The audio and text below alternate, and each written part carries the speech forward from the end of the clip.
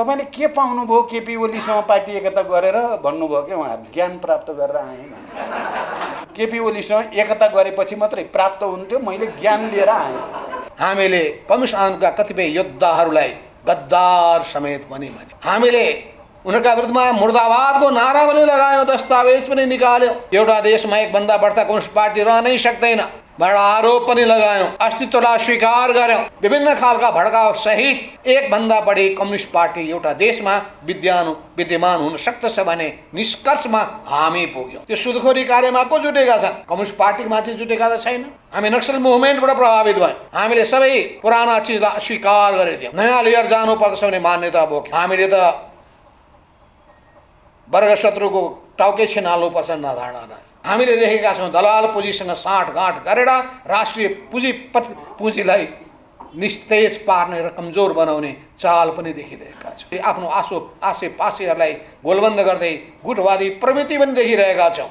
अनि सत्तामा पुगिसकेपछि अहङ्कारको घोडामा चढ्ने प्रवृत्ति पनि देखेका छौँ। आजको दुनियाँको समस्या भनेको नेपालको मात्रै होइन, संसारभरिकै समस्या भनेको विचार र राजनीतिको विकासको समस्या नै हो। धेरै पटक भने मार्क्सवाद पुरानो भयो, अब त्यसले अबको युगको नेतृत्व गर्न सक्दैन, वैचारिक नेतृत्व गर्न सक्दैन भनेर भने अब मार्क्सवादले कम्युनिस्ट आन्दोलनले अब अगाडि जान सक्दैन, बडो नयाँ मार्क्सवाद बनाउने रे अर्कै केही यति धेरै महान कि मार्क्स लेनिन माओ भन्दा पनि अलि माथि नै आफूलाई राख्ने रे। तिमीहरू गँवार छौ, तिमीहरूले बुझ्दैनौ, तिमीहरूले क्रान्ति के हो भन्ने बुझेका छैनौ, तिमीहरूले जे गर्यौ त्यो बडो मूर्खतापूर्ण काम गर्यौ। कम्युनिस्ट पार्टी अब त्यसको औचित्य सिद्धियो भनेर हामीलाई बुझाउन खोजिएको छ। भए गरेका सकारात्मक कुरालाई सम्मान गर्न सक्दैन र ती सब खराब हुन्, म चाहिँ अब नयाँ सुरु गर्छु भन्यो भने बुझ्नु होला यो गयो। टिप्पणीकारले माओवादीको नाम लिन पनि चाहनु भएन, प्रचण्डको त नाम आउँछ कि भनेर डराउनु भयो। आज नाम लिन यति गाह्रो किन पर्यो? हाम्रोबाट तपाईँहरू के सिक्ने? हामी लास्टसम्म बस्न मन पनि छैन। यो आन्दोलनलाई बीच बाटोमा छोडेर भाग्न नि झन् मन छैन। विभाजित भएकाहरू नै हामी यहाँ उफ्रिरहेका छौँ, बोलिरहेका छौँ। मेरो कुरा यो भएर हामी कुन चाहिँ हो र विभाजित नभएको? यहाँ बोल्नेहरू कोही विभाजित नभएर बोले हो र? अब एक चरण विभाजित भएर हेरियो, लसार पाटो लाग्नेवाला केही पनि छैन।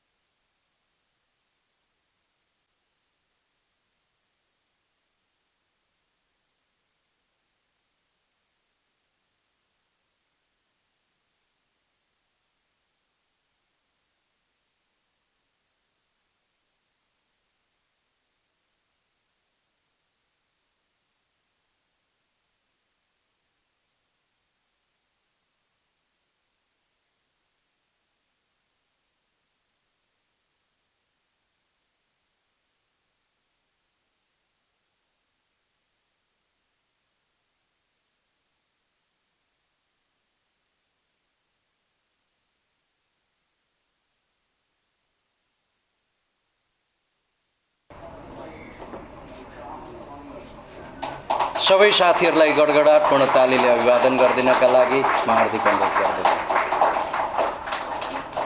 यो बडो एउटा राम्रो पुस्तक नेपाली कम्युनिस्ट आन्दोलनको बारेमा हाम्रो परशुराम तामाङजीले मेहनत गरेर तयार गर्नुभएको छ। यो पुस्तक मैले पनि पुरै पढ्न पाएको छैन। यसको पहिले उहाँले मस्यौदा गर्दाखेरिको पनि त्यो पनि हेर्न पाइएन। व्यस्तता बुझिहाल्नुहुन्छ तपाईँहरूले। सास फेर्न पनि गाह्रो। यो अवस्थाभित्रबाट समय दिएर यसलाई चाहिँ हेर्न पाइएन। तर यो उहाँले आफ्नो सोच र धारणाहरूलाई यहाँ अगाडि सार्नु भएको छ। विभिन्न कम्युनिस्ट आन्दोलनमा विद्यमान भएका विभिन्न समूहहरूको विभिन्न पक्षहरूमा रहेका सोचहरूलाई, धारणाहरूलाई दस्तावेजबाट र आफ्नो विश्लेषणको आधारमा अगाडि सार्ने उहाँले जमर्को गर्नुभएको छ। र यो निकै बहस गर्नुपर्ने विषय पनि हो। नेपाली कम्युनिस्ट आन्दोलनले कस्तो किसिमको राजनीतिक कार्यदिशा अपनाउनु पर्दछ, कुन राजनीतिक कार्यदिशा सही छन् र कुन कार्यदिशाले हामीलाई हाम्रो गन्तव्यमा पुर्याउन सक्दछ, समाजको आर्थिक, सामाजिक, सांस्कृतिक रूपान्तरण गर्न सक्दछ जनताले चाहे बमोजिमको सामाजिक न्याय, समानता र समृद्धि, सम्मानपूर्ण जीवन प्रदान गर्न सक्दछ। कसरी हाम्रो समाजले फड्को मार्न सक्दछ, यी सबै कुराहरू अत्यन्तै गहन बहसका विषयहरू हो। हाम्रो पृष्ठभूमि भन्नुहुन्छ भने 2028 सालबाट पनि हामी आफ्नै बेग्लै पृष्ठभूमिबाट आएका हौँ। हामी सबैको आफ्नो आफ्नो पृष्ठभूमिहरू छ। यी सबै पृष्ठभूमिहरूबाट हामीले विचार मन्थन गरेर कसरी कसरी हामी प्रगति गर्दै गयौँ र कसरी कसरी हामी बहस विवादको प्रक्रियाबाट अगाडि बढ्दै गयौँ, उपलब्धिहरू हासिल गऱ्यौँ, एकताबद्ध भयौँ, फेरि विभाजित भयौँ, फेरि एकताबद्ध भयौँ र यी सबैका बावजुद पनि नेपालको सन्दर्भमा भन्नुपर्दछ, नेपाली कम्युनिस्ट आन्दोलनले जनताको विश्वास जितेको छ। यो सबैभन्दा खुसीको कुरा, किन संसारका कम्युनिस्ट पार्टीहरूको अध्ययन गर्ने हो भने, संसारका वामपन्थी आन्दोलनको अध्ययन गर्ने हो भने त्यहाँ सिद्धान्तका गफ ज्यादा छ, जनताको साथ र सहयोग र समर्थन पाइँदै। नेपालको सन्दर्भमा छुट्टै छ स्थिति। यसप्रति हामीले गौरव बोध गर्नुपर्दछ। हामीले सिद्धान्तलाई व्यवहारमा रूपान्तरण गरेका छौँ। व्यवहारमा रूपान्तरण गर्दाखेरि प्राप्त भएका अनुभवको आधारमा अगाडि बढेका छौँ। त्रुटिहरू कामको दौरानमा सच्याएका छौँ, कतै सैद्धान्तिकृत गरेर सच्याएका छौँ, कहिले व्यवहारिकृत गरेर सच्याउने काम गरेका छौँ। तर सैद्धान्तिकृत गर्नुपर्ने बाँकी पनि होला। त्यसो हुनाले सिद्धान्तलाई बुझ्ने कसरी, सिद्धान्तलाई बुझ्ने सन्दर्भमा एउटा ठुलो बहस सञ्चालन गर्नुपर्ने आवश्यकता छ। किनभने सिद्धान्त सिद्धान्तको लागि हुन सक्दैन। सिद्धान्त सिद्धान्तको लागि हुने हो भने त्यो कागजमा समेत त्यो जप्ने एउटा डगमा जस्तो हुन पुग्छ।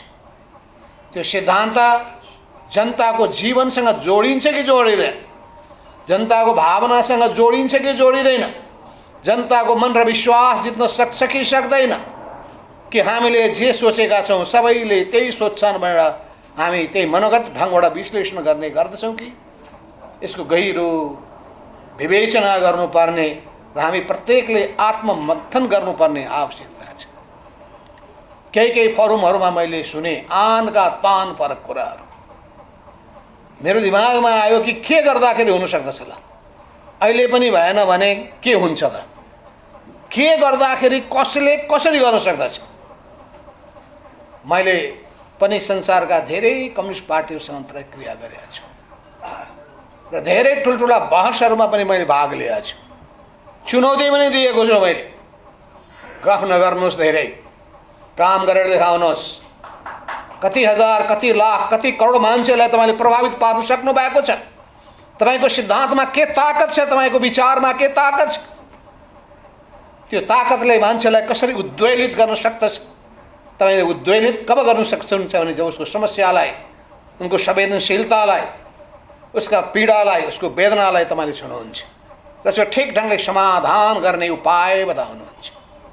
यसमा कहिले एउटा छोरमा पुग्ने सोच हुँदो रहेछ, कहिले अर्को छोरमा पुग्ने, कहिले दक्षिणपन्थी छोर, कहिले उग्रवामपन्थी छोर, कहिले पुस्तकमा लेखिएको हुनाले त्यही नै ठिक भन्ने ठान्ने, अनि कहिले काहीँ व्यावहारिकतावादको नाउँमा मूल दृष्टिकोणलाई नै त्यागिदिने अर्को खालको देखिन्छ।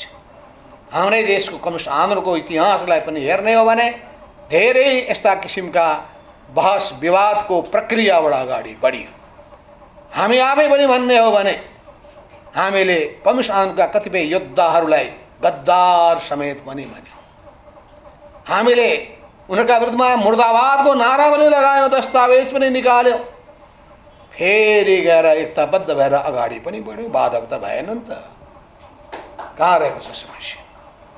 त्यसो हुनाले यी सबै कुराहरूको बारेमा गहन बहस छलफलको आवश्यकता छ। केले हाम्रो काममा सहज बनाउँछ र केले हाम्रो व्यवहारलाई असहज बनाउँछ, यसमा पनि महान गम्भीर बहस गर्नु जरुरी छ।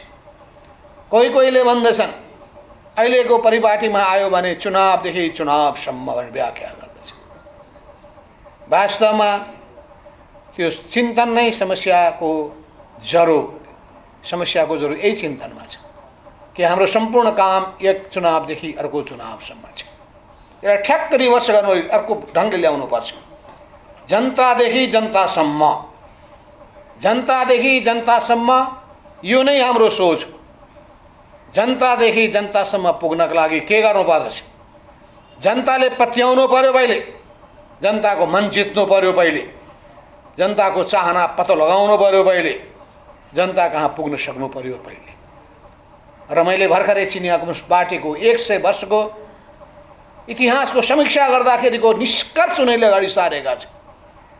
त्यो निष्कर्ष के हो भने चिनिया कम्युनिस्ट पार्टीको सम्पूर्ण फिलोसफी दृष्टिकोण मार्क्सवादको पनि केन्द्रबिन्दु जनता हुन्छन्, समाज हुन्छ। समाजलाई परिवर्तन गर्ने सोच हुन्छ। तर सोच र दृष्टिकोण अवलम्बन गर्दाखेरि कसलाई मित्र ठान्ने, कसलाई सहयोगी अगुवा, कसलाई सहयोगी, कसलाई अनि कसलाई उपयोग गर्ने, कसलाई शत्रु ठान्ने, सबै पक्षहरूको बारेमा गहिरो विश्लेषण गर्नुपर्ने आवश्यकता पर्छ। हामीले यस क्रममा धेरै धेरै अलग अलग सोचहरू अवलम्बन गर्दै पनि हिँड्यौँ। मित्रलाई शत्रु पनि मान्यौँ। एउटा देशमा एकभन्दा बढ्ता कम्युनिस्ट पार्टी रहनै सक्दैन भनेर आरोप पनि लगायौँ, अस्तित्वलाई स्वीकार गऱ्यौँ। तर ती सबै चुनौतीहरूको सामना गर्दै हामी अगाडि बढ्यौँ र राजनीतिक यथार्थलाई स्वीकार गरौँ। विभिन्न खालका भड्काउ सहित एकभन्दा बढी कम्युनिस्ट पार्टी एउटा देशमा विद्यमान हुन सक्दछ भने निष्कर्षमा हामी पुग्यौँ। समाज विविधताले भरिएको छ, बहुलताले भरिएको छ। यो यथार्थलाई स्वीकार गरौँ र यथार्थलाई स्वीकार नगर्नु यो जडसूत्रवाद हो।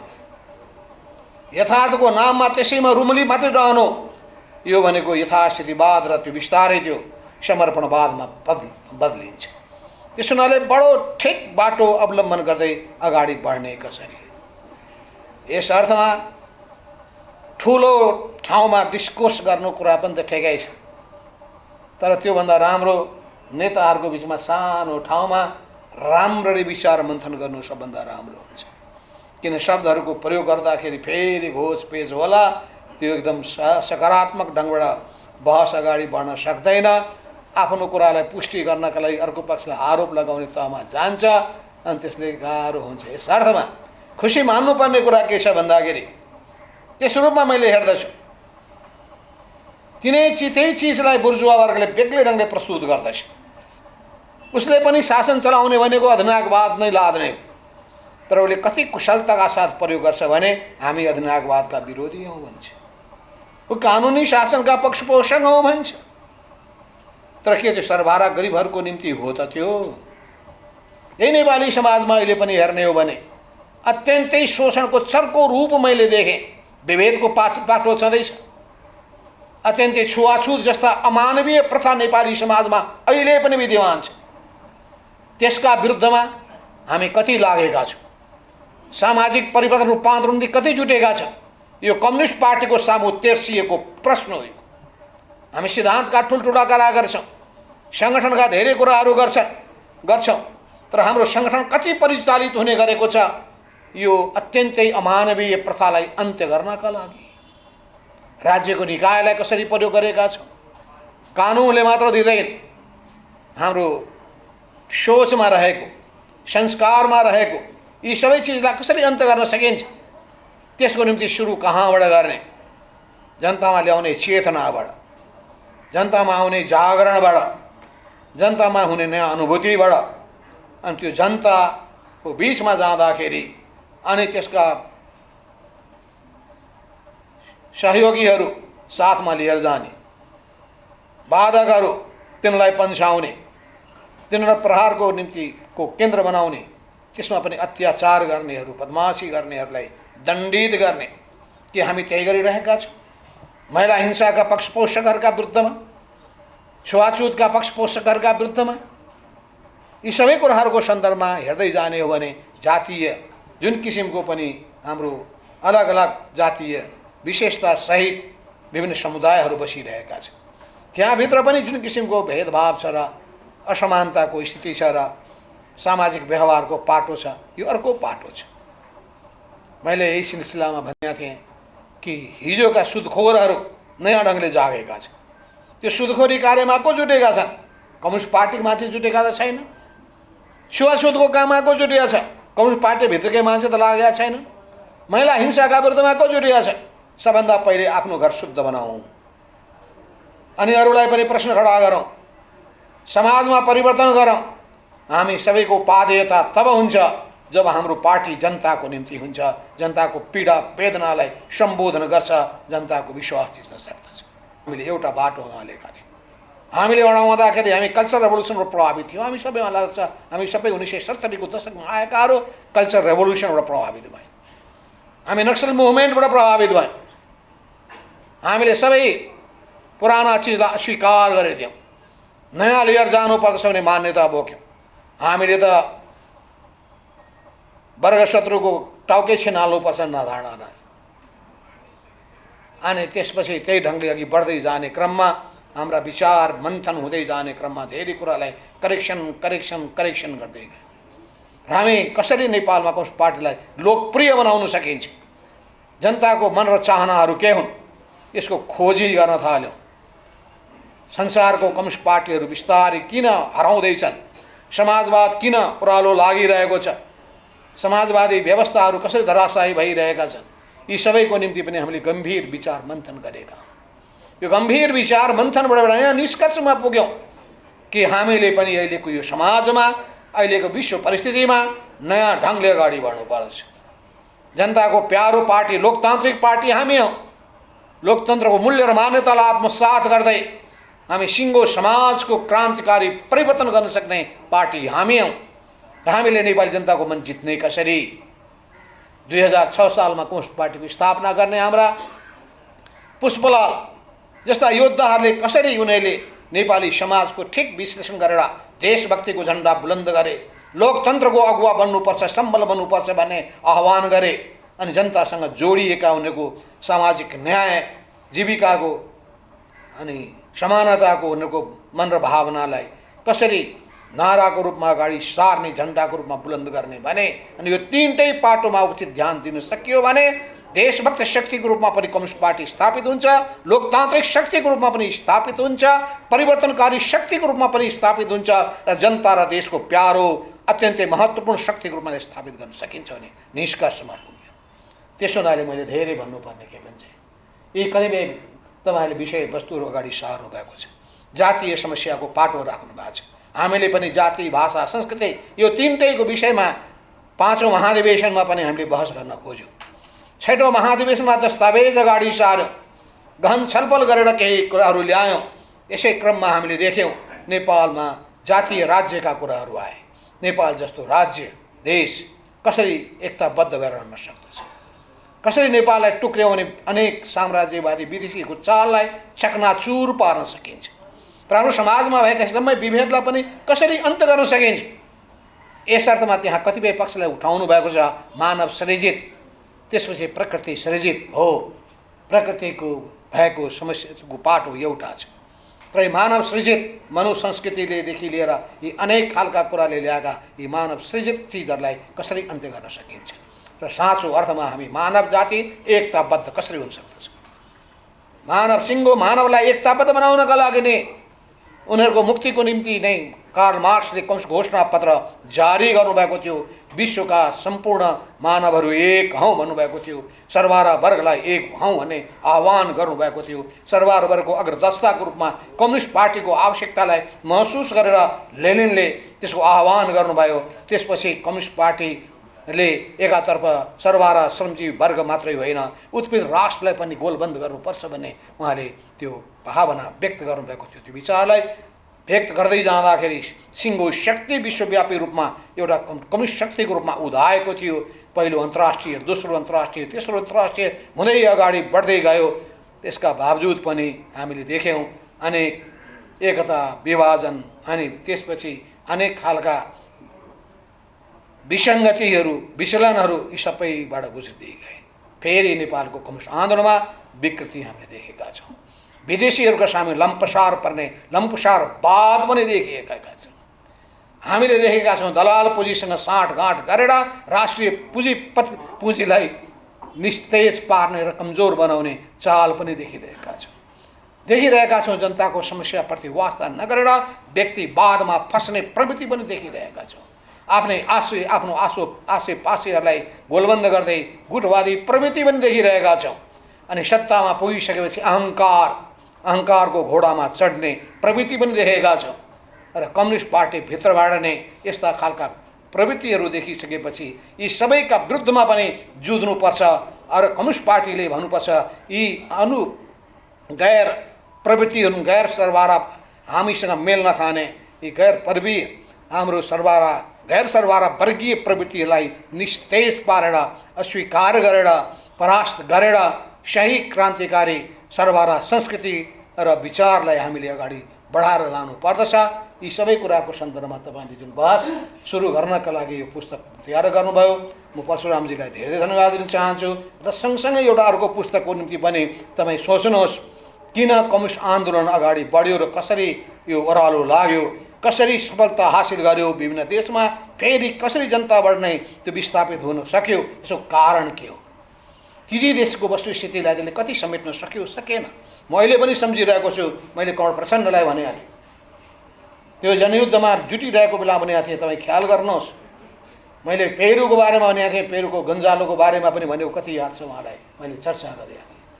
मैले एलेन्डेको बारेमा पनि अनि त्यसपछि इन्डोनेसियाको बारेमा पनि मलाई अहिले पनि याद छ। 2026 सालमा मेरो मनमोहन अधिकारीसँग भेट हुँदाखेरि मैले इन्डोनेसियाको कम्युनिस्ट आन्दोलन, त्यतिखेर हामी बडो इन्डोनेसियाको कम्युनिस्ट आन्दोलनको खुब चर्चा गर्थ्यौँ, इन्डोनेसिया कम्युनिस्ट पार्टीले मुक्ति लागा बनाएको सन्दर्भ। अनि किन त्यहाँ चाहिँ वास्तवमा सिद्धिन पुग्यो, ओह्रालो लाग्यो, समाप्त भएर गयो। हुन त अहिले पनि फिलिपिन्समा थोरै पार्टी त छ, त्यो पार्टीले जनताको विश्वास किन जित्न सकेन। फिलिपिनो कम्युनिस्ट पार्टीको महासचिवसँग मैले पनि यो प्रश्न सोधेँ, किन तपाईँले सक्नु भएन, के कारणले तपाईँले फिलिपिनो जनताको विश्वास जित्न सक्नु भएन, किन तपाईँ सानो एरियामा हुनुहुन्छ। म मनिला गएको बेलामा फिलिपिन्सको राजधानीमा ती कम्युनिस्ट पार्टीका भूमिगत नेताहरूसँग भूमिगत रूपमा मैले भेटेँ र सोधेँ यो प्रश्नहरू। तपाईँहरूले फिलिपिन्सको विशेषतालाई बुझ्न सक्नु भएन, यहाँको जनताको मन र भावना र उनको चाहना के हो, माग के हो, त्यसलाई किन बुझ्न सक्नु भएन। अनि तपाईँ ऐन मौकामा किन पछाडि पर्नुहुन्छ। ऐन मौकामा पछाडि पर्नुभयो भने लेनिनले परिस्थितिअनुसार कार्यनीतिमा परिवर्तन गर्नुभएको छ, तपाईँ कार्यनीतिक परिवर्तन किन गर्नुहुन्न। तपाईँ त्यस्तो उपायको त्यो अवसरको किन उपयोग गर्न सक्नुहुन्न। अवसरबाट तपाईँ वञ्चित हुनुभयो भने तपाईँ पन्छिनुहुन्छ, किनभने समय र प्रवाहले कसैको बाटो हेर्दैन। Time and tide waits for no one. त्यसो हुनाले पनि समयको गतिलाई बुझ्न सक्नुपर्छ, समयको आवाजलाई बुझ्न सक्नुपर्छ। त्यसको आधारमा अगाडि बढ्ने काम गर्न सक्यो भने कम्युनिस्ट पार्टी लोकप्रिय हुन्छ, जनताको विश्वास जित्न सक्छ, परिवर्तनको संवाहक रूपमा भूमिका खेल्न सक्दछ। जनताका चाहना भावना के छ, जनताको गुनासो के छ, जनताको असन्तुष्टि के छ, त्यसको प्रयोग त्यसको फाइदा विपक्षीले नउठाउन्, बुर्जुवा वर्गले नउठाउन्, त्यसको फाइदा सरबारा वर्गको अग्रगस्ता कम्युनिस्ट पार्टीले उठाउन सकोस् भन्ने कुरालाई सोचेर अगाडि बढ्नु पर्दछ। सुनाली कम्युनिस्टहरूको बिचमा राम्रो एउटा हामीले बृहत सहकार्यको एउटा अभ्यास गर्न सके राम्रो हुन्छ।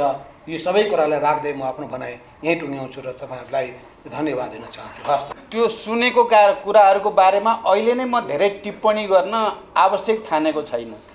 मैले मनन गर्न आवश्यक ठानेको छु, मनन गर्छु।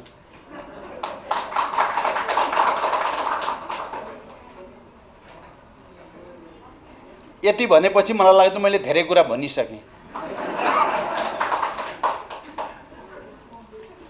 हिजो मात्रै पेरु कम्युनिस्ट पार्टीका संस्थापक तथा अध्यक्ष साइनिङ पाथका नेता अबिमाइल गुजमान गोन्जालोको मृत्यु भयो। मैले छोटो टिप्पणी सार्वजनिक गरेको छु। क्रान्तिको एउटा मोडेल कमरेड गोन्जालोको निधनसँगै तत्कालको लागि अन्त्य भयो भन्ने मैले महसुस गरेँ, अनुभूति गरेँ, मैले त्यो टिप्पणी गरेँ। वैचारिक निष्ठा र त्याग र समर्पणको प्रतीकका रूपमा कमरेड गोन्जालोप्रति श्रद्धा भनेर मैले भने। यहाँ प्रसङ्ग आयो गोन्जालोको पनि, म अहिले त्यसको बारेमा पनि धेरै टिप्पणी त गर्न चाहन्न, तर म के भन्न चाहन्छु भने गोन्जालोको रिहाईको निम्ति खासै गरिएन भन्ने कुरा सत्य होइन। नेपालबाट नेपालका कम्युनिस्टहरूले र अन्तर्राष्ट्रिय कम्युनिस्ट आन्दोलनको तर्फबाट पनि उहाँको गिरफ्तारी र उहाँमाथि भएको अमानवीय दमनका विरुद्ध निकै धेरै अभियानहरू चले। त्यो चलाउने मध्ये मैले नेतृत्व गरेको पार्टी र आन्दोलन पनि एउटा हो, जसले राष्ट्रिय रूपमा मात्रै होइन अन्तर्राष्ट्रिय रूपमा पनि त्यसलाई स्थापित गर्ने र अगाडि बढाउने जमर्को गर्यो। म त्यो चाहिँ स्मरण गर्न आवश्यक सम्झेँ मैले अहिले। नेपालबाट या अन्तर्राष्ट्रिय कम्युनिस्ट आन्दोलनबाट केही नै भएन भन्ने कुरा होइन, तर कम्युनिस्ट आन्दोलन समग्रतामा रक्षात्मक स्थितिमा धकिलिएको हुनाले जुन स्तरबाट त्यो अभियान आउन सक्नु पर्थ्यो आएन, त्यो कुरा चाहिँ साँचो हो। फेरि पनि उहाँले वैचारिक निष्ठा र त्याग र समर्पणको जो प्रतीकको रूपमा आफूलाई स्थापित गर्नुभयो, आउने पिँढीले त्यसलाई सम्मान गरिराख्नेछ, त्यसबाट प्रेरणा लिइराख्नेछ र फेरि नयाँ ढङ्गले क्रान्ति प्रक्रियालाई अगाडि बढाउनको निम्ति त्यसको सदुपयोग गरिराख्नेछ भन्ने विश्वास म व्यक्त गर्न चाहन्छु। यति भनिसकेपछि म कमरेड परशुराम तामाङ, जो हाम्रो पार्टीको केन्द्रीय समितिको सदस्य पनि हुनुहुन्छ र केन्द्रीय समितिको सदस्य हुनुको नाताले यो किताबमा उहाँका सकारात्मक पनि केही सीमाहरू पनि व्यक्त भएकै छन्, जसको टिप्पणी र चर्चा यहाँ भइ नै सकेको छ। म त्यसमा पनि धेरै जान चाहन्न। म खालि कमरेड परशुराम तामाङलाई धन्यवाद भन्न चाहन्छु। तपाईले निकै प्रतिकूल अवस्थामा, अझ कोभिड-19 को महामारी चलेको बेलामा आफ्नो श्रम र आफ्नो क्षमतालाई बडो सकारात्मक र रचनात्मक काममा सदुपयोग गरेर एउटा नयाँ बहस कम्युनिस्ट आन्दोलनमा र देशको राजनीतिक आन्दोलनमा सृष्टि गर्न यो नेपाली कम्युनिस्ट आन्दोलनको कार्यदिशा नामको पुस्तक तयार पार्नुभयो। त्यही कोभिड-19 भित्रै र एउटा नयाँ बहस चाहिँ आजको यो छलफलले पनि त्यसको सुरुवात गरेको छ। त्यसको लागि विशेष रूपले म कमरेड परशुराम तामाङलाई धन्यवाद भन्न चाहन्छु, तपाईको रचनात्मक र सकारात्मक योगदानको लागि। यो सबै नै साँच्चै नै आजको दुनियाँको समस्या भनेको नेपालको मात्रै होइन, संसारभरिकै समस्या भनेको विचार र राजनीतिको विकासको समस्या नै हो। नयाँ वैचारिक राजनीतिक संश्लेषणको समस्या हो, नयाँ अनुसन्धानको समस्या हो। आजको युगको सापेक्षतामा, आजको विज्ञान प्रविधिको विकासको सापेक्षतामा, उत्पादक शक्ति र उत्पादन सम्बन्धमा आएको हेरफेर र विकासको सन्दर्भमा र यो सबैले मानिसहरूको जीवन यापनमा ल्याएको परिवर्तनका सन्दर्भमा मार्क्सवादका आधारभूत सिद्धान्तहरूको उपयोग गरेर नयाँ वैचारिक राजनैतिक कार्यदिशाको विकासको चुनौती हो। यहाँ कुनै नेता विशेष या पार्टी विशेष बिग्रियो सराप्ने कुरासँग यो रिलेटेड होइन। यो संश्लेषण सही छ कि विचार र राजनीतिको विकास नगरिकन अहिलेको विश्वको सापेक्षतामा हामीले क्रान्तिको नयाँ रणनीति र कार्यनीतिको विकास नगरिकन अहिले देखा परेका समस्याहरूको स्थायी र दीर्घकालीन समाधान हामीले थाहै त गर्नै सकिँदैन, दीर्घकालीन र रणनीतिक समाधान गर्न सकिँदैन। त्यसकारण यो कुरा सत्य हो, विचार र राजनीतिको क्षेत्रमा हामीले सबभन्दा पहिला आजका चुनौतीहरूको सामना गर्ने गरी अबको समाजवादको अर्थतन्त्र कस्तो हुने, अर्थनीति कस्तो हुने, अबको समाजवादको राजनीति कस्तो हुने, अबको समाजवादको सांस्कृतिक नीति आचार व्यवहार कस्तो हुने भन्ने बारेमा एउटा सुव्यवस्थित वस्तुवादी वैज्ञानिक संश्लेषण आजको आवश्यकता हो। मलाई लाग्छ तपाईहरुले मोटामोटी थाहा पाइराख्नु भएको छ, अहिले नेपाली कम्युनिस्ट आन्दोलनले यही चुनौतीको सामना गरिरहेको छ।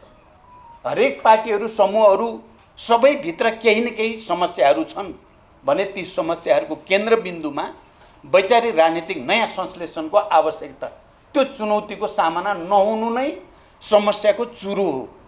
र हामीले अहिले हाम्रो पार्टीको तर्फबाट मुख्य रूपमा यही विषयमा केन्द्रित भएर राष्ट्रिय रूपमा पनि बहस चलाउने, अन्तर्राष्ट्रिय बहस पनि चलाउने, हामीले अन्तर्राष्ट्रिय कम्युनिस्ट आन्दोलनको नयाँ सिराबाट अध्ययन अनुसन्धान सुरु गर्ने, हामी मात्रै होइन अरू विभिन्न देशका कम्युनिस्ट आन्दोलनका सकार र नकार दुवैतिरका अनुभवहरूको फेरि एकचोटि अध्ययन अनुसन्धान गर्ने, बहसको प्रक्रियाबाट गुज्रिने र एउटा नयाँ संश्लेषणमा पुग्ने,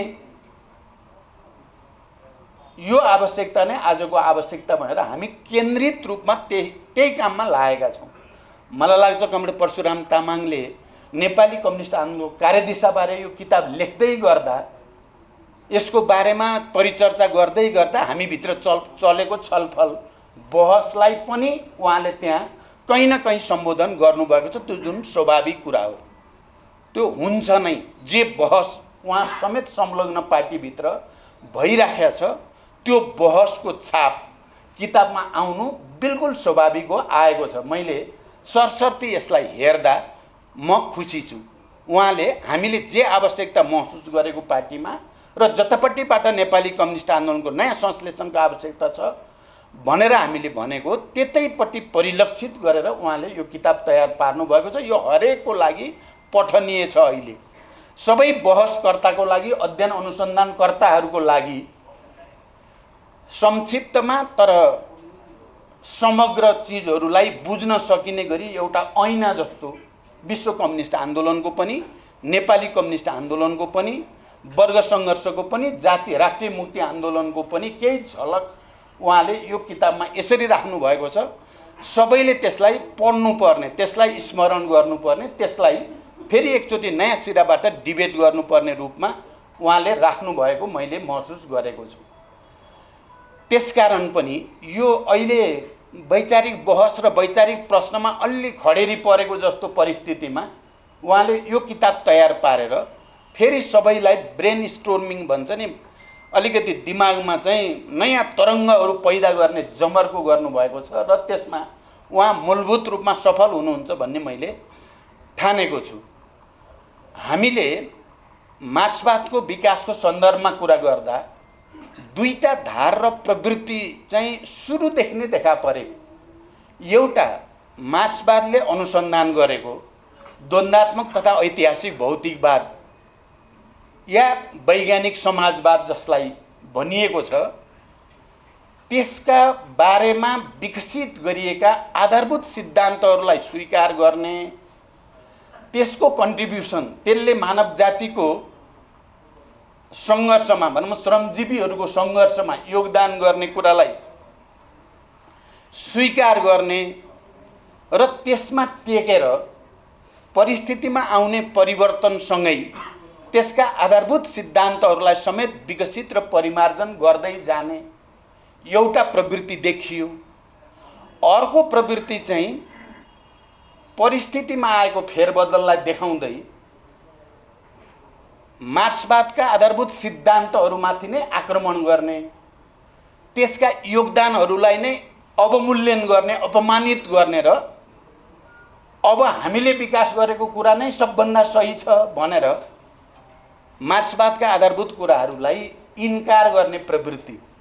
यो दुईटा प्रवृत्ति मार्क्सकै पालादेखि, मार्क्स एङ्गेल्सकै पालादेखि समाजवादी आन्दोलनमा देखा पर्दै आएको प्रवृत्ति हो। पहिलो अन्तर्राष्ट्रियको गठन र त्यसको विघटनको सन्दर्भमा चलेको बहस हेरे पनि, दोस्रो अन्तर्राष्ट्रियको गठन र विघटनको सन्दर्भमा गरे पनि, भौतिकवाद र अनुभवसिद्ध आलोचना भनेर लेनिनको समयमा आउँदा दार्शनिक ढङ्गले गरिएको नयाँ संश्लेषण, त्यति बेलासम्म अक्टोबर समाजवादी क्रान्तिको ठिक पूर्व सन्ध्यामा विश्वमा भएको विज्ञानको विकासको संश्लेषणदेखि भौतिक विज्ञानमा के कति परिवर्तन आयो, रासायनिक विज्ञानमा के आयो, त्यसको सामाजिक विज्ञानमा के इम्प्याक्ट पर्छ भन्ने बारेमा भौतिकवाद र अनुभवसिद्ध आलोचना भन्ने पुस्तक लेख्दै गर्दा लेनिनले भनेको कुरालाई मैले धेरै ठाउँमा कोट गर्ने गरेको छु। उहाँले भन्नुभयो, धेरै मानिसहरूले धेरै पटक भने मार्क्सवाद पुरानो भयो, अब त्यसले अबको युगको नेतृत्व गर्न सक्दैन, वैचारिक नेतृत्व गर्न सक्दैनन् भनेर भने र त्यसलाई संशोधन गर्ने जमर्को गरे। 1000 पटक भन्नुभएको छ उहाँले, त्यो त एउटा प्रतीकात्मक अर्थमा भनिएको कुरा हो। 1000 पटक अब यो पुरानो भयो भने र 1000 पटक नै मार्क्सवादी क्रान्तिकारीहरूले त्यसको खण्डन गरे। क्रान्तिकारीहरूले त्यसको खण्डन गरे र के साबित गरे भने मार्क्सवाद पुरानो भएको छैन। क्रान्तिको आवश्यकता अहिले पनि त्यसरी नै छ र वैज्ञानिक समाजवादका आधारभूत सिद्धान्तहरू अहिले पनि सही छन् भनेर प्रमाणित गरे। अहिले 1001 पटक फेरि संशोधनवादीहरूले मार्क्सवादका मूलभूत सिद्धान्तहरूलाई तोडमोड गर्ने र संशोधन गर्ने कोसिस गरेका छन्। म 1001 पटक त्यसको खण्डन गर्न बसेको छु भनेर भन्नुभएको थियो। मित्रहरू, यो विषय आफैमा धेरै महत्त्वपूर्ण छ। चाहे युरो कम्युनिजमको सन्दर्भको कुरा गरौँ या हाम्रै कम्युनिस्ट आन्दोलनमा धेरै विद्वानहरू, सबभन्दा धेरै पढेको ठान्ने विद्वानहरू अब मार्क्सवादले, कम्युनिस्ट आन्दोलनले अब अगाडि जान सक्दैन, हामीले नयाँ खोजी गर्नुपर्छ भनेको तपाईँ हामीले अझै देखिरहेकै छौँ नि। नयाँ खोजी गर्ने रे, बडो नयाँ मार्क्सवाद बनाउने रे, अर्कै केही, यति धेरै महान कि मार्क्स, लेनिन, माओ भन्दा पनि अलि माथि नै आफूलाई राख्ने रे र हामीलाई भन्ने तिमीहरू चाहिँ गँवार छौ, तिमीहरू गँवार छौ, तिमीहरूले बुझ्दैनौ, तिमीहरूले क्रान्ति के हो भन्ने बुझेका छैनौ, तिमीहरूले जे गर्यौ त्यो बडो मूर्खतापूर्ण काम गर्यौ, कुनै गतिलो तिमीहरूले गरे होइन भनिएको छ। र कम्युनिस्ट पार्टी अब त्यसको औचित्य सिद्धियो भनेर हामीलाई बुझाउन खोजिएको छ र हामीले त्यसको खण्डन गरेका छौँ, सकी नसकी। यो सत्य होइन, मार्क्सवाद पुरानो भन्ने कुरा सत्य होइन, त्यो विज्ञान हो। त्यसलाई समय सापेक्ष विकसित र परिमार्जित गर्नुपर्छ भन्ने कुरा सत्य हो। कम्युनिस्ट पार्टीलाई विकसित परिमार्जित गर्नुपर्छ भन्ने सत्य हो, तर कम्युनिस्ट पार्टीको काम छैन भन्ने सत्य होइन। मार्क्सवाद अब भनिराख्न पर्दैन भन्ने सत्य होइन। वैज्ञानिक समाजवादको आवश्यकता अब छैन भन्ने कुरा सत्य होइन भनेर हामी खण्डन गरेका छौँ। र हामीले त्यस्ता उपदेश दिनेहरू धेरै देख्यौँ क्या। नेपालको कम्युनिस्ट आन्दोलनको गएको 71 वर्षमा धेरै देखिए उपदेश, बडो मिठोसँग, अरू सबै खराब, म चाहिँ ठिक भन्ने र उपदेश दिने धेरै भए। म के भन्न चाहन्छु भने मार्क्सवादमा धेरै सत्यहरू छन्, तर तीमध्ये चाहिँ एउटा कुरा विद्रोह जनताको अधिकार हो भन्ने कुरा र मार्क्सले आफ्नो फिलोसफीलाई व्याख्या गर्दै गर्दा विद्वानहरूले व्याख्या त धेरै गरे, तर मुख्य कुरा त बदल्ने हो भन्ने कुरा, यो एक्सनसँग सम्बन्धित कुरा हो। र त्यो मानिसहरू, त्यो प्रवृत्तिले कहिल्यै पनि दुनियाँ बदल्ने कुरालाई धेरै योगदान गर्न सक्दैन, जसले इतिहासमा भए गरेका सकारात्मक कुरालाई सम्मान गर्न सक्दैन। र ती सब खराब हुन्, म चाहिँ अब नयाँ सुरु गर्छु भन्यो भने बुझ्नु होला यो गयो। नेपालको कम्युनिस्ट आन्दोलनमा भएका सामन्तवाद विरोधी, साम्राज्यवाद विरोधी आन्दोलन, त्याग, तपस्या, बलिदानका कीर्तिमानहरू, जातीय, क्षेत्रीय, वर्गीय जागरणका निम्ति गरिएका बलिदानका कीर्तिमानहरूलाई सम्मान गर्न डराउने, त्यसको नाम लिन डराउने, त्यो भन्यो भने जात जान्छ क्यारे जस्तो गर्ने, त्यसो गर्ने विचार, प्रवृत्ति र व्यक्तिबाट क्रान्तिको योगलाई धेरै सेवा हुँदैन। विचार गर्नु होला, तपाईँहरू सबैले पनि यो कुरा मनन गर्न जरुरी छ। मैले यसो भन्दा बडो अनौठो लाग्छ होला टिप्पणीकार साथीहरूलाई, टिप्पणीकारले माओवादीको नाम लिन पनि चाहनु भएन, प्रचण्डको त नाम आउँछ कि भनेर डराउनु भयो।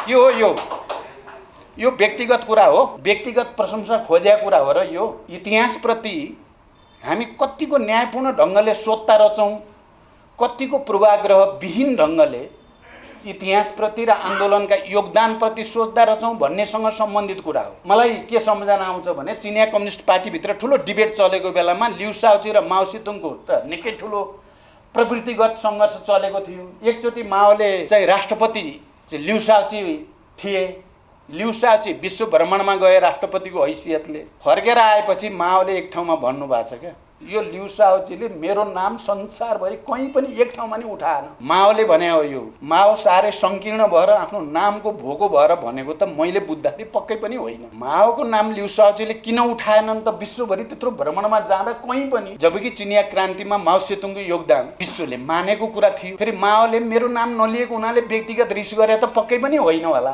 तर मलाई यहाँ बसेर सुन्दै गर्दा साथीहरूभित्र कति धेरै आग्रह र पूर्वाग्रहले घर गरे रहेछ त।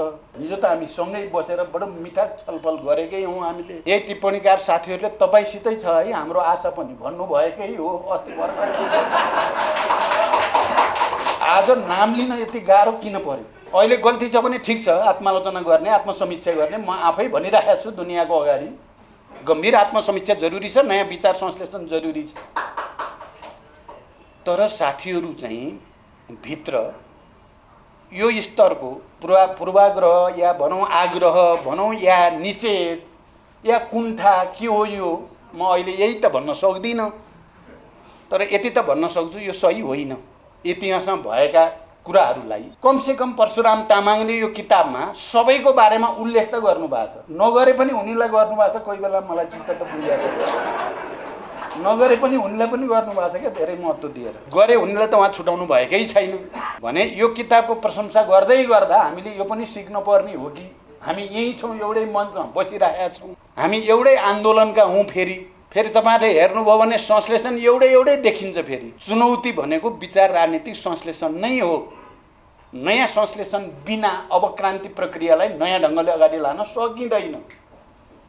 हामी त सबै सँगै बसेर बहस गर्दा पो छिटो होला त। आलोचना पनि, समीक्षा पनि, आत्मालोचना पनि हामी सँगै बसेर गर्दा जति सजिलोसँग जाला। फेरि कम्युनिस्ट आन्दोलनभित्र चल्ने सङ्घर्ष, विचारको सङ्घर्ष, राजनीतिक सङ्घर्ष सबै पनि कुनै न कुनै रूपमा समाज बाहिर, के अरे पार्टी बाहिर चल्ने वर्ग सङ्घर्षकै प्रतिबिम्ब हो भन्ने त हामी सबैले पढेका छौँ, बुझेका छौँ, त्यसलाई आत्मसात पनि गरेका छौँ। नेपालमा नेपाल कम्युनिस्ट पार्टी नेकपा बनाइयो। बनाउनुको पछाडि एउटा सपना थियो, एउटा मिसन त थियो कि अहिलेको परिस्थितिमा एउटा नयाँ बहस सृष्टि गर्ने र समाजवादको आधार निर्माण गर्न एउटा ठुलो प्रयोगमा जाने जोखिम उठाएको पनि हो। त्यो नराम्रो मात्रै हो त? त्यो भित्र नराम्रै उद्देश्य र नराम्रो विचारले मात्रै काम गरेको थियो त? यो त पहिलो कुरा भयो। त्यसको दस्तावेज, विधान र त्यहाँ भएका सहमतिहरूको गहिरो अध्ययन नगरिकन कसैले अहिले 3 टुक्रा भयो त्यसकारण गलत थियो भन्यो भने यति यान्त्रिक र अवस्तुवादी विश्लेषण पनि सही हुँदैन। त्यसले ठिक ठाउँमा हामीलाई कसैलाई पनि लाँदैन। त्यहाँभित्र पनि एउटा मिसन थियो, एउटा उद्देश्य थियो। त्यहाँभित्र कस्तो बहस चल्यो, कस्तो सङ्घर्ष चल्यो र के भयो भन्ने एउटा त यसको आन्तरिक वैचारिक राजनैतिक साङ्गठनिक दृष्टिकोण र त्यसमा भएका सीमाहरूको समीक्षा जरुरी छ। अर्को यो प्रक्रियामा प्रतिक्रियावादीहरूले गरेका षड्यन्त्रहरूको समीक्षा र खेलेका भूमिकाहरूको समीक्षा पनि जरुरी छ। वर्ग सङ्घर्षको दृष्टिकोणले र अन्तरसङ्घर्षको दृष्टिकोणले दुवैतिरबाट हेर्न जरुरी छ। एकातिरबाट मात्रै हेरेर बडो सरलीकृत ढङ्गले ड्याङ्ग भनिदिने कि गलत भयो मात्रै होइन। यो पनि एउटा ठुलो प्रयोग थियो नेपाली कम्युनिस्ट आन्दोलनको धेरै प्रयोगहरूमध्ये। मलाई अस्ति चाहिँ यो 5 दलीय गठबन्धनको एउटा बैठकमा बडो गम्भीरतापूर्वक सोधियो मैलाई ताकेर सबै नेताहरूले, तपाईँले के पाउनुभयो केपी ओलीसँग पार्टी एकता गरेर भन्नुभयो क्या उहाँहरूले। अब त्यसको छोटो जवाफ त बडो गाह्रो छ हेर्नु। त्यहाँभित्र धेरै कथा छन्, धेरै व्यथाहरू छन्। त्यो सबै त्यहाँ अब 2-4 घन्टा लगाएर व्याख्या गर्ने कुरा नै भएन। अब मेरो दिमागमा मैले छोटोसँग भने मैले ज्ञान प्राप्त गरेर आएँ। यो ज्ञान सजिलै प्राप्त गर्ने कुरा थिएन। केपी ओलीसँग एकता गरेपछि मात्रै प्राप्त हुन्थ्यो। मैले ज्ञान लिएर आएँ। अब यो ज्ञानलाई सदुपयोग गर्नुहुन्छ, तपाईँहरू सबैलाई फाइदा हुन्छ। प्रचण्डले ज्ञान प्राप्त गरेर आएछ, अब गठबन्धन बन्ने भयो, केपी ओली हट्ने भयो, तपाईँहरूको सरकार बन्ने भयो यो प्रचण्डको ज्ञानले गर्दा।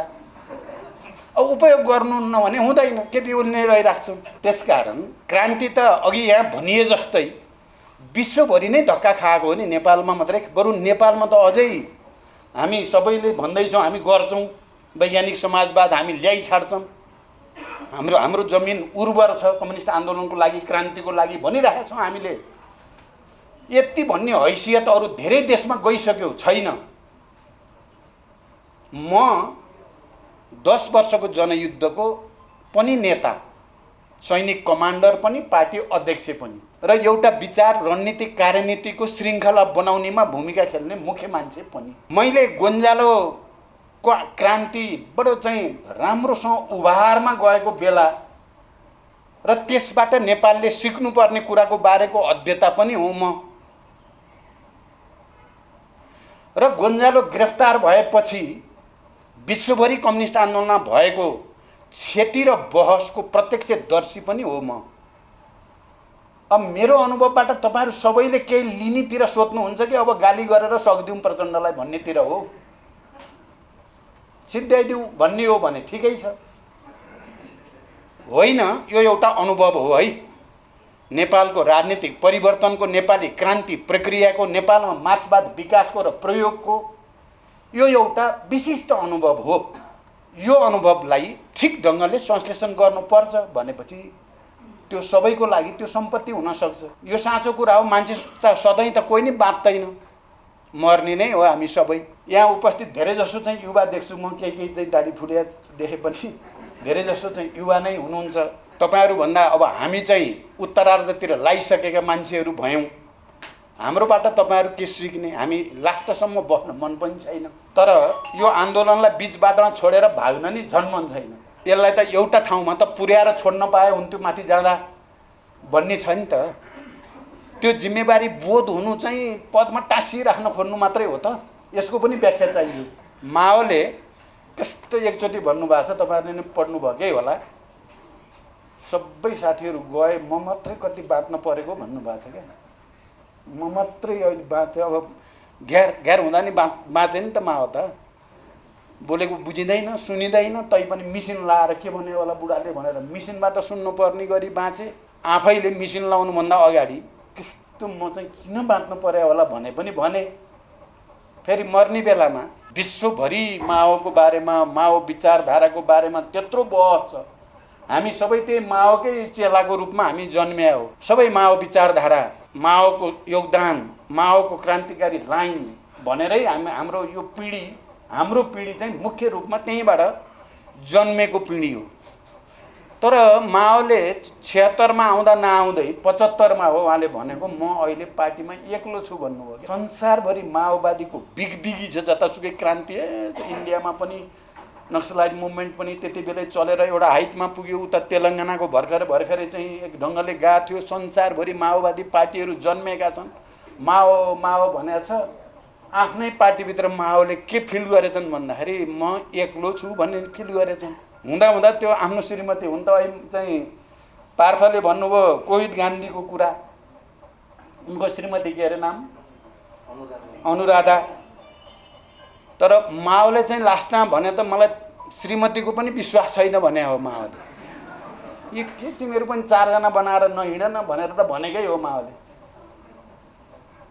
कहिलेकाहीँ म पनि यस्तै हुँदो रहेछ। सायद अब म 1-2 वर्षपछि एक्लो पो हुने हो कि, र माओले जस्तै म एक्लो छु भन्न पर्ने हो कि। कहिलेकाहीँ त्यस्तो चित्र पनि दिमागमा आउँछ क्या। तपाईहरु यो पनि चिन्तन मनन गरिदिनु होला। नेपाली कम्युनिस्ट आन्दोलनको कार्यदिशाका सन्दर्भमा यो रोग के हो कम्युनिस्ट आन्दोलनभित्र? लेनिन गोली लगाइसकेपछि त उहाँ बिरामी हुनुभयो। लेनिन स्टालिन हामीले बुझ्दाखेरि त बडो मिल्ने साथी भनेर बुझिन्थ्यो। तर अहिले पढ्दै जाँदा, हेर्दै जाँदा त लास्टमा त स्टालिनले त लेनिनलाई चाहिँ क्रुस्कालाई नभेट भन्नेसम्म भने देखिन्छ। हेर्नु, त्यो लोन्सानी भेट्यो भने षड्यन्त्र गर्छन् मेरा विरुद्ध भनेर चाहिँ भन्न खोजिया देखियो त्यहाँ त। र लेनिनले डेमोक्रेसीको, जनवादको बारेमा गरेको अभ्यास र उनको बुझाइ र अर्को लेनिनको सहयोगिताको बुझाइमा त धेरै ठुलो फरक रहेछ भन्ने देख्न थालियो। भनेपछि हामी अब अध्ययन अनुसन्धान गर्दा त विहङ्गम ढङ्गले विश्वको फेरि पुनर्समीक्षा नगरी नहुने भयो। हामीले मार्क्सको बेलाको पनि, लेनिनको बेलाको पनि, माओको बेलाको, त्यसपछिको सबै हाम्रो आफ्नै सबभन्दा बढी यो सबैको अध्ययन अनुसन्धान गरेर एउटा नयाँ संश्लेषणमा पुग्ने आवश्यकता छ। त्यो एक्लैले सकिने कुरो छैन। यो एक्लैले सकिने कुरो छैन।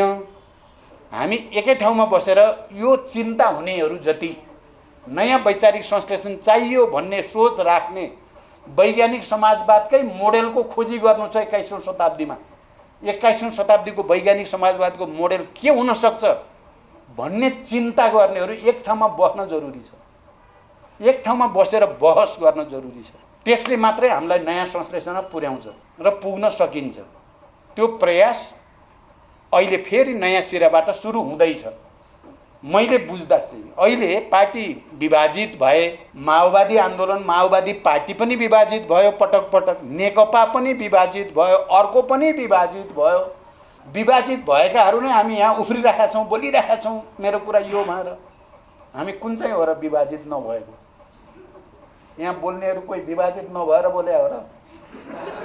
त्यसकारण अब एक चरण विभाजित भएर हेरियो, लसारपाटो लाग्नेवाला केही पनि छैन। त्यसकारण फेरि एक ठाउँ आएर हेरौँ। यो पो वैज्ञानिक हुन्छ त। त्यसकारण नेपाली कम्युनिस्ट आन्दोलनको कार्यदिशा